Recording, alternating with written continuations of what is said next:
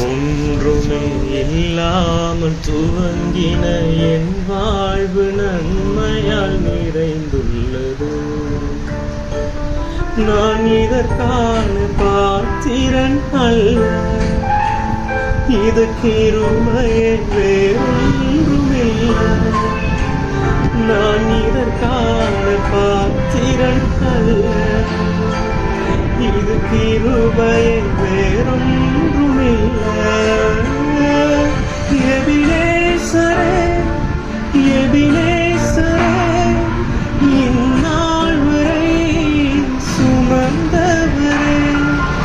எபினேசரே, எபினேசரே, என் நினைவாய் இருப்பவரே.